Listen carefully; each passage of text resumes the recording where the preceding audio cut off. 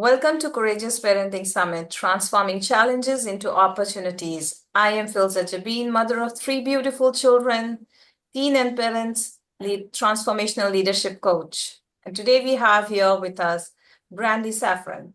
Welcome, Brandee. Thank you. So excited to be with both of you today. And our mission is to empower parents and children by building connection with love. And Brandee is today going to talk about mindful parenting, lead by example. Hi, everyone. I'm Edith Wolek. I'm a transformational leadership coach and Amazon best-selling author and a mother of three clever children. So let me introduce you to Brandee Safran. Brandee is a certified life coach, astrologer, and yoga therapist embarking on the spiritual path at age 16. Brandee has been committed to investigating yoga's qualities of healing through life's challenges. She states that contractions are her expertise, and learning to expand from their compression forces are a very gift of, oh my gosh, tongue twister. I guess we get to start again. Off to you. Welcome to Courageous Parenting Summit, transforming challenges into opportunities. I am Filza Jabin, mother of three beautiful children, transformational teen and parent leadership coach. And today we have here with us Brandee Safran. Welcome, Brandee. Thank you for having me. It's such a pleasure to be here with both of you today. Our vision is to empower parents and children by building connection with love. And today Brandee is going to talk about mindful parenting, lead by example. Hi, everyone. I'm Edith Wolek. I'm a transformational leadership coach, book author of Amazon best-selling book, and a mother of three clever children. Welcome, Brandee. Thank you. So Brandee is a deeply nurturing, intuitive, and powerful guide who helps women connect with their bodies, hearts, and cosmos to transform their lives in meaningful way. Beautiful. So, Brandee, tell us a little bit, what does that mean? What does it mean to connect with our bodies, with our hearts? Yeah, thank you so much. So I'm a certified life coach, an astrologer, and a yoga therapist. And my answer to that question is, it's such a beautiful energy about how do we nurture ourselves? How do we really take care of ourselves? And here, the three of us, as three moms of both, all three of us have three kids, each of us. And so we know that what it takes to nourish others, to be a mom. And often we don't know how to also nourish ourselves. Maybe we didn't get that from our mothers, right? Maybe we didn't get it from our grandmothers. Maybe our mothers and grandmothers never received it either for themselves. They didn't know. They didn't receive it. Like, I don't know your story, your lineage, but learning, that's one of the big things, learning to tap into wisdom. So the wisdom within our bodies, within our hearts, within our breath, within our wombs as the creator of life, and with the cosmos. So I love astrology, and I teach a lot of that, how to use the moon to nourish ourselves. Fabulous. Tell us about mindful parenting and why did you choose this particular topic to speak about? Yeah, so I have been on the journey, the spiritual journey of meditation since I'm 16 years old. So that goes back 40 years almost, and it changed my life. I was really sick with chronic illness when I was younger. In my teens, I spent 2 years in the hospital, like fighting for my life. And when I left the hospital, I learned meditation. So meditation was my savior to get into my heart, to get into my body, and to stop the chatter and the analytical mind.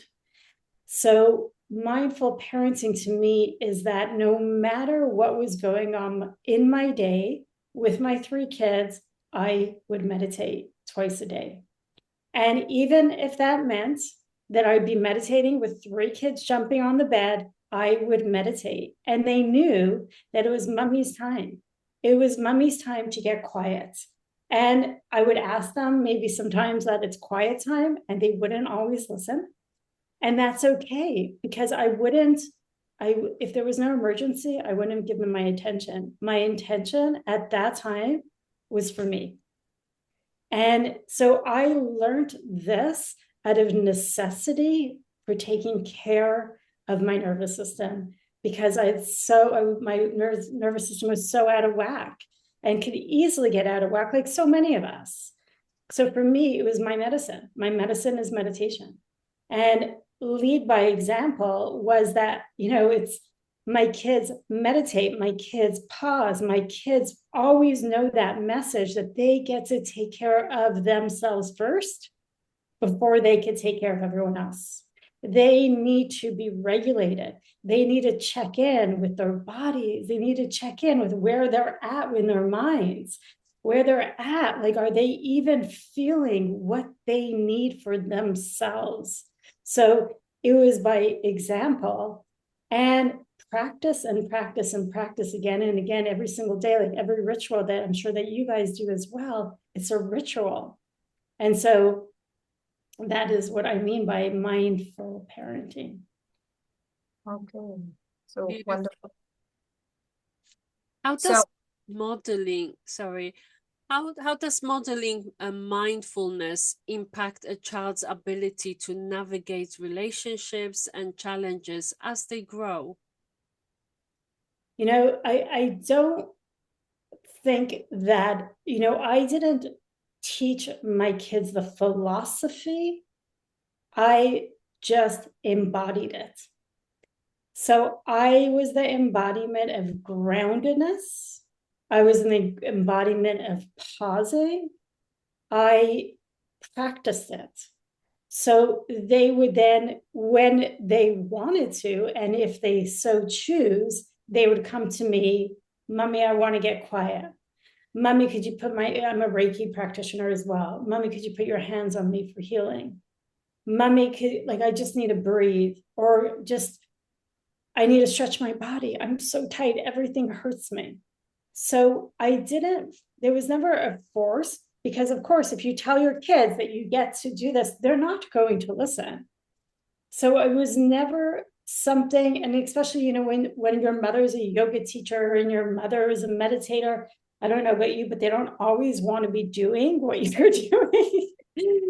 And yet, they're adults now, and they all have implemented it in their own lives, in their own ways.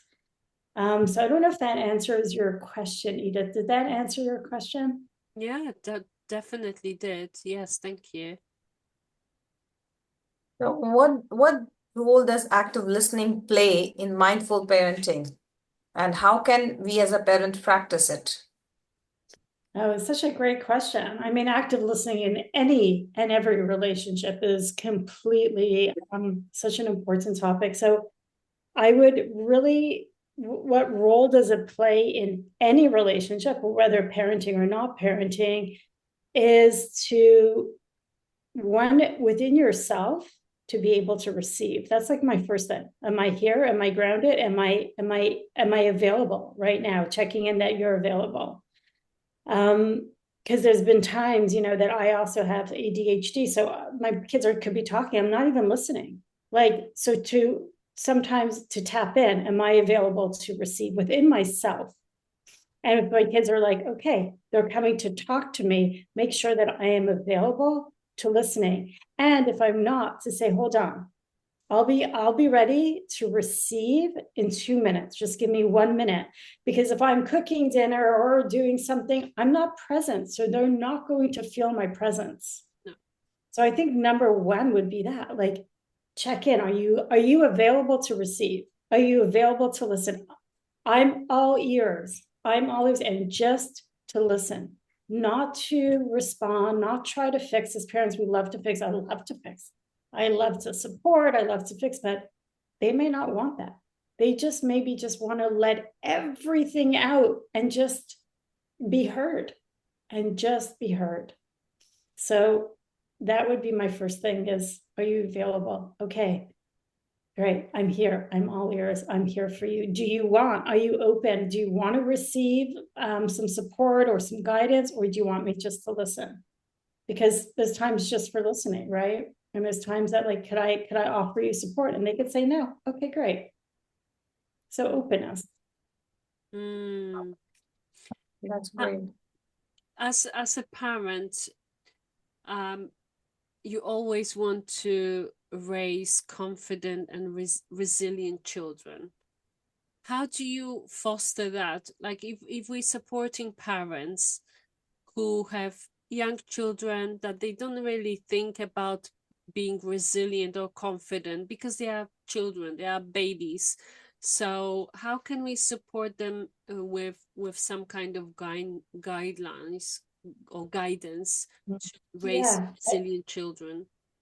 Great question. And I'm not sure I have the right answer or know of an answer. The first answer that comes to me is love. You know, it's like the balm of the parent-child relationship is love. Like, no matter what you do, I love you. No matter what you're going through, I'm here for you. And so my first answer is just love. Love, connection, openness, being very mindful that, you know, we're not critical or trying to fix, like I said, as parents. And it's their journey. They get to go through their journey. You know, each of us have our own makeup. We're three women here, powerful women. We all have gone through our own individual journey as mothers with, you know, each kid is different. So to bridge, you know, yes, give them tools if they're asking for tools. And the answer to me is just keep loving and being available and being in deep connection with them. Presence. Yeah, but what are the tools when you're talking about tools? What are the specific tools to be used to bring mindfulness in parenting?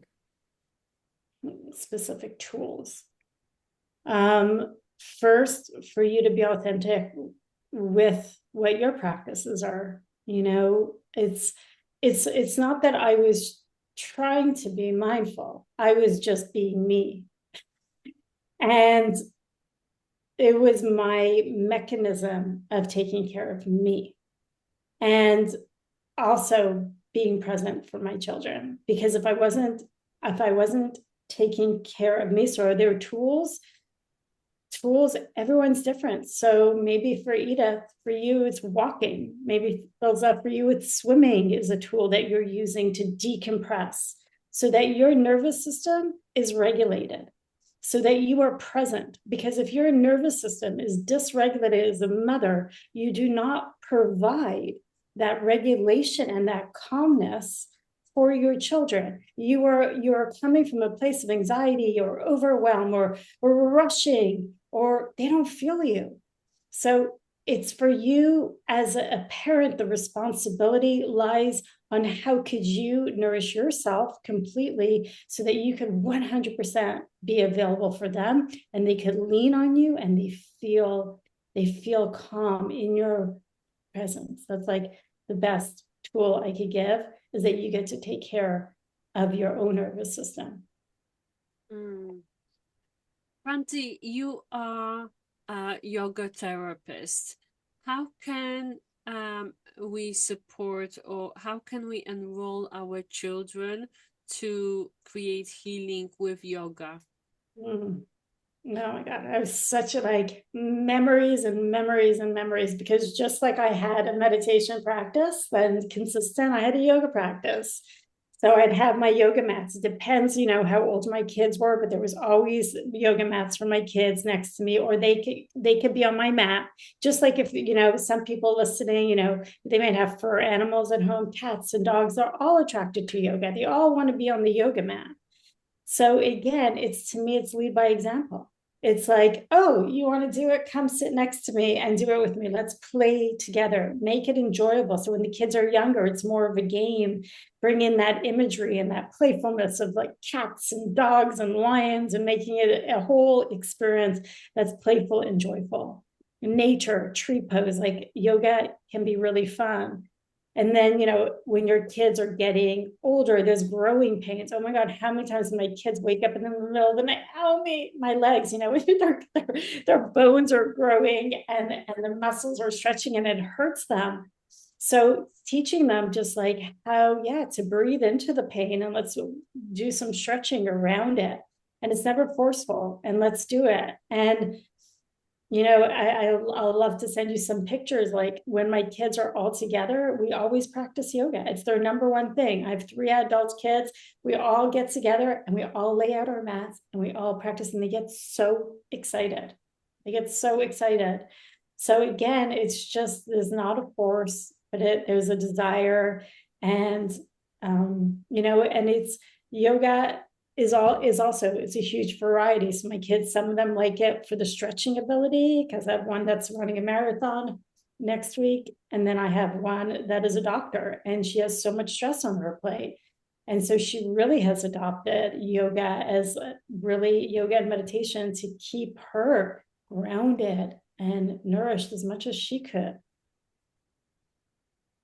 So how old a kid should be to start yoga? In the womb, when we're pregnant with them. When we're pregnant with them, because we do it with them, and they feel it's like my memories. I don't know about you ladies, but like my memories when I was pregnant and the gift of meditating with the growth of my belly, it could bring tears to my eyes. I mean, it's the most sacred gift to be able to carry life and to connect with that before you even get to see them. So from the very beginning. Okay. So how often should a kid practice? Yoga every week? How frequently? How many? There's no have to or should, or they get to lead that if they Depending upon their needs and demands, right? Yoga has many different elements to it. So yoga is the physical yoga where we move our bodies. Yoga is also meditation. So how often, if I could like reframe the question, the meaning of the word yoga is connection, union. So how often should they connect to their bodies every day? Okay, that will be every day. I'm sure on that. And that could be a minute of just putting their hands on their heart or putting their hands on their belly and connecting. Or if they're really into it, they could expand their practice. So like more of a mindfulness practice. It is. Like doing yoga and bringing mindfulness into practice, is it the same thing? Yeah. Well, being mindful of practice is, if we all 3 took a moment now and put our hands on our hearts and feel the beating of our hearts, we're becoming mindful, we're becoming more present, we're becoming more connected. So it's body, mind, and soul is the energy of yoga. So it doesn't have to take long, and it could take moments, and it could be all day long checking in, all day long. And then it could be maybe just when they go to sleep or when they wake up. And it's a journey. It's their journey. And it's like we could be their guides if they so choose to be interested in this path, which I'm sure a lot of people are, rituals of going to sleep, and let's breathe together. Let's feel each other's breaths. Let's have, when they're younger, maybe bringing more play into it. When they're older, a little bit more, physical practice or whatever the child needs, because each child is unique and different and is going to receive it differently.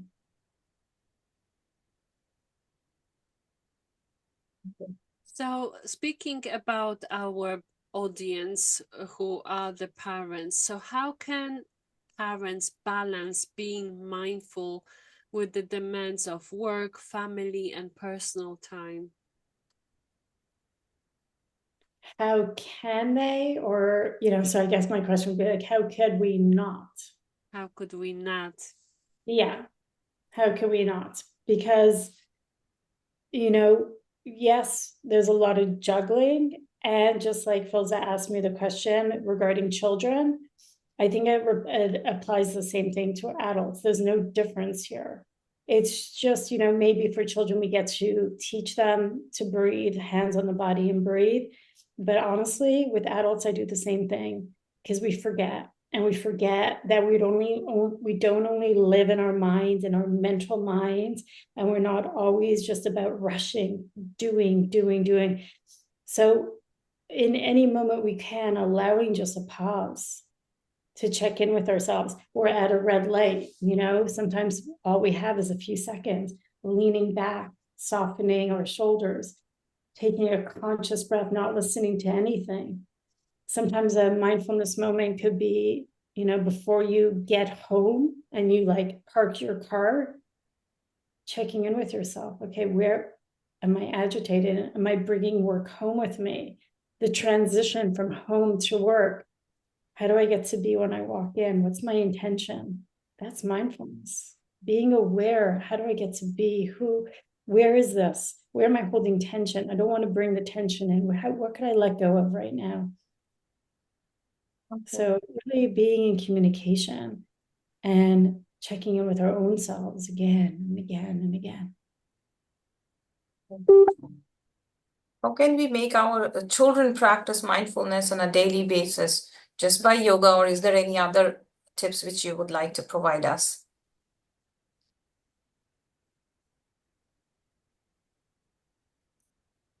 I think children definitely can meditate, and teaching them to maybe listen to music is a form of meditation, just eyes closed, listening to gentle, quiet music. I don't know, even as babies, I remember putting on like classical music for my children, and that's something very, very calming and peaceful. Breathing together, practicing going to, what's coming up for me, younger children, when you're putting your kids to sleep, definitely to bring those practices in of just, settling the system, relaxing the nervous system, checking in, inviting them to be in touch with their feelings, with their body. Where do they feel it? What do they get to let go of? Just being very, very present. So I would just say, whatever rituals that you get to create with your children. Did I answer your question, Philza? So I'm not sure I answered, so I want to just check back in. Yes, you answered my questions, practicing mindfulness in children.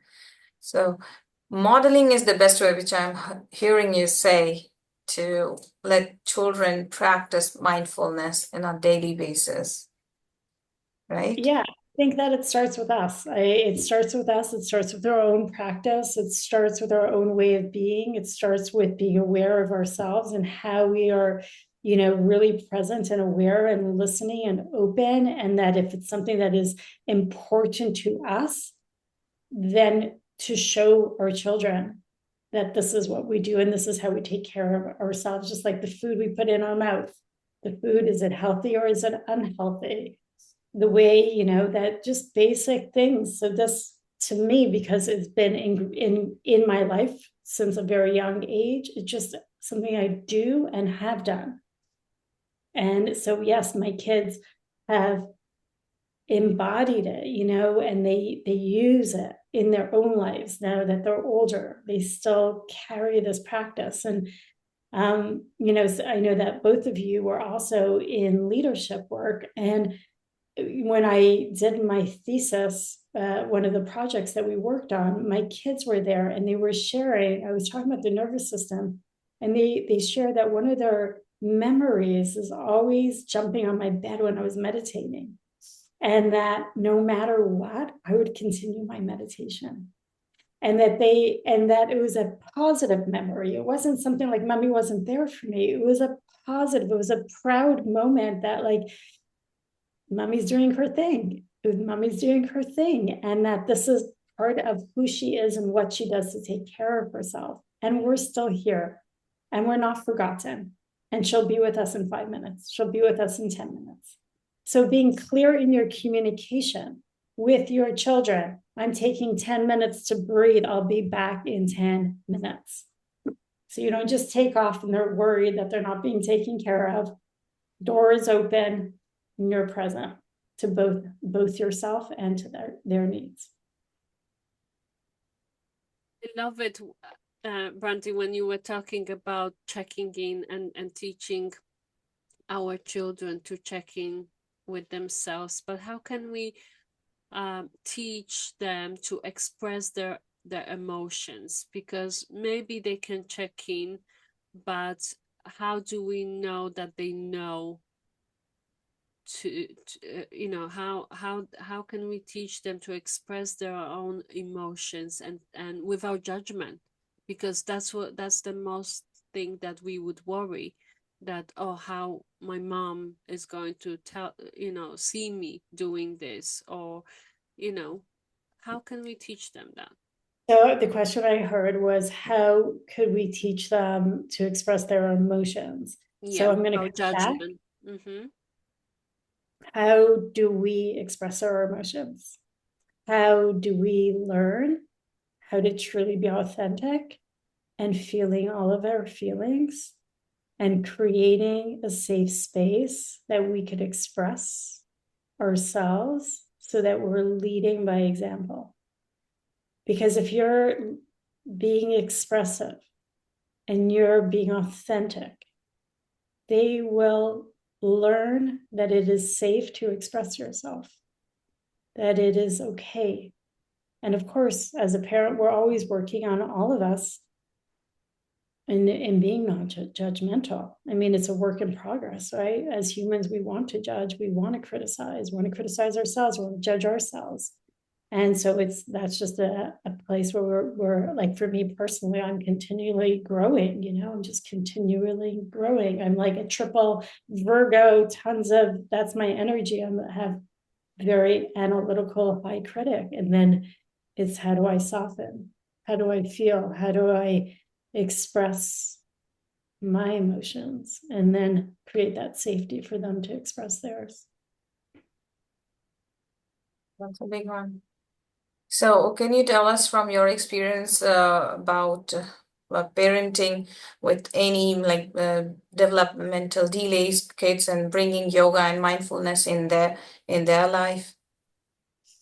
Yeah, I don't know if I could really talk on that specific topic. I mean, I have 2 kids that have dyslexia, so that wasn't a developmental delay. So I don't have experience with developmental delay. I have experience with learning disabilities, but not with developmental delays. So I wouldn't know. I do know for adults because I've taught adults with developmental delays, and it's always meeting the person where they're at. Was it hard for them to practice mindfulness with dyslexia? No, there's no difference. There's no difference. I think that with my boys, and I can only speak for, you know, from my experience, is yeah, just the acceptance of themselves and the confidence piece. There was a lot around that, and not feeling less than because of it, and just seeing the good and the bad in the situation. Yeah, acceptance would be the biggest piece that would come to me around that area.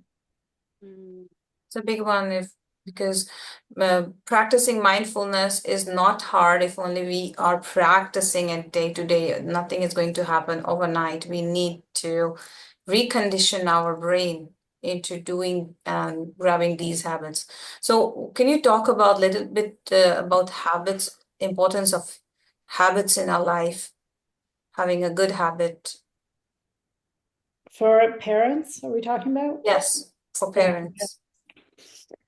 Yeah, I mean, regarding habits, it's like what makes you feel most alive, authentic to you, taking care of, your mind, getting enough sleep, eating good food, moving your body, being in good company, checking in on the people that you love. So, I mean, I'm not exactly sure what you're talking about because, again, for every single person, it is 100% different. What lights you up and what lights me up in the habitual way of how we live our day-to-day lives, but to make sure that you're doing things that are nourishing for your body, mind, and soul, that you're surrounding yourself with positive energy in your space that you're working in the space you're co-creating with your children and your partner, if you have a partner. So, it's really, to me, it's a very broad question. And I can only answer on how I live my life. Yeah, but Brandee, that's so true that we all create habits, and some people don't even know that they are creating habits because they just do things instead of purposely creating habits and adding the positive, the habits that are missing from our lives. So we get to be aware what habits we have, because could be a habit of smoking, a habit of drinking coffee, a habit of being late, so we get to be aware of our habits, and whether those habits are serving us or not, we get to choose the ones that do and let go of the ones that they don't. Beautiful interview. I would love to also, as we coming to close of this interview, can you talk about your free gift for our audience? I am excited to hear all about it. Yes, thank you. So thank you so much for the interview and your time, ladies, and all the parents that are listening, all the courageous parents. So my free gift is 3 days of practice. You will receive a yoga practice to take care of your body. You will receive a guided meditation to relax your mind and take you into a meditative state. So it's 3 different days. And the last day is talking about the wisdom of the moon and how that can support, nourish you, and connect you to the cosmic energy. Oh, Wonderful fantastic. gift. Thank you so much. Thank you for your generosity and for your time, and committed to this work of self-care, and committed to supporting parents. Thank you so much. Thank you both. It's been a pleasure. Thank you, Brandee. Thank you so much for being here with us. Bye-bye.